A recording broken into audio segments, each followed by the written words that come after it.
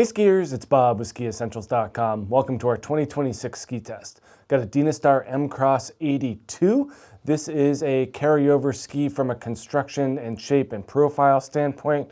We do get a new graphic for 2026. This ski returns as one of the more interesting skis in this range because it does have a fairly unique build and shape to it from other skis in that low to mid 80s range. Also brings up an interesting conversation of where the ski fits, whether it's a wider front side ski or a narrower all mountain ski. And it's kind of hard to pinpoint, so we just kind of put it right in the middle. It is a really nice, crisp, short turning ski that does have more of a versatile nature than some other more front side oriented skis. More rocker in this, more tip width, a little bit more of a pintailed shape that allows for easier exit of turns.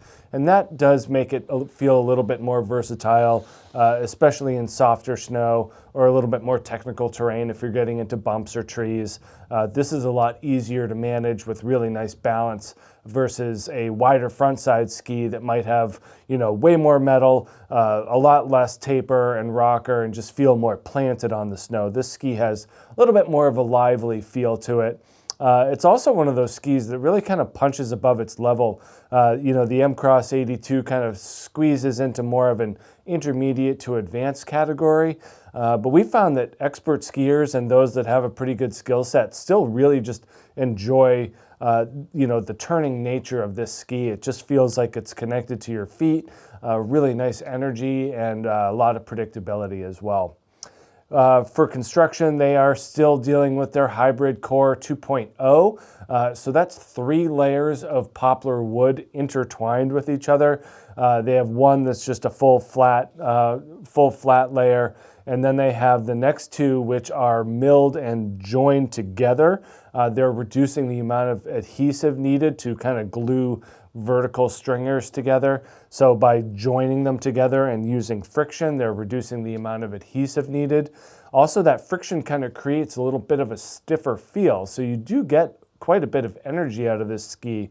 There's also metal underfoot here as well. So that's delivering some more edge grip in that middle zone. But full sidewall ski, it does come with a system binding as well, and just feels really composed on the feet. There is some flex to it, but it also just has some nice stiffness. It's a little bit softer in the shovel, and then we've noticed that the tails of these skis are on the stiffer side, and they really provide a lot of that good feedback. I don't have a binding on this one right now, but this ski on the scale in the 168, 1,780 grams, usually about 200 grams for those plates. So a little bit over 1,500 grams, not too heavy at all. Really crisp and mobile ski. From a shaping perspective, this is where we kind of see Dynastar's creativity creep in. Nice, lot of camber underfoot. It's pretty standard stuff for Dynastar skis. But then with the rocker and the shovel, it is long and relatively low. There's not a huge amount of drama in the splay here.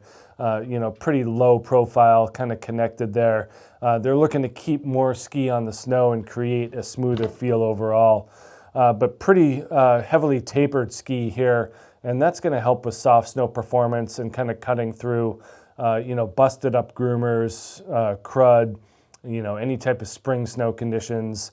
Really helpful to have that taper there to kind of stay on top of that stuff. More traditional in the tail, but it's definitely a far cry from a front side tail, especially when you consider this rounded tip shape at the end. That kind of puts it more into that all mountain category in my mind. Side cut of 128, 81, 110 here in the 168, and that produces a relatively short turn radius of 13 meters. These skis do feel like they want to be on edge and turn quickly, and you kind of have to be ready for it because they do come around with a pretty sharp character, especially out of the tail. Even bigger skiers like myself, I was pretty impressed at how well this ski held up to some pretty hard turns. We got some tester feedback as well. Nate Gardner, who's about my size as well, he calls it a quick turning ski with good balance. Yeah, I mean, short and sweet there from Nate, and that's kind of I'd say that's pretty darn accurate. The balance of this ski, it just feels like it's very connected to your feet and works well, connecting turns on the snow. That versatility is there, even as good of a carver as it is. I do feel like it makes a good bump ski, very quick edge to edge, and that rocker and taper do help in trees and softer snow. Still not reaching for it on a powder day, but for groomers or as conditions kind of degrade throughout the day, this M-Cross 82 is a phenomenal ski.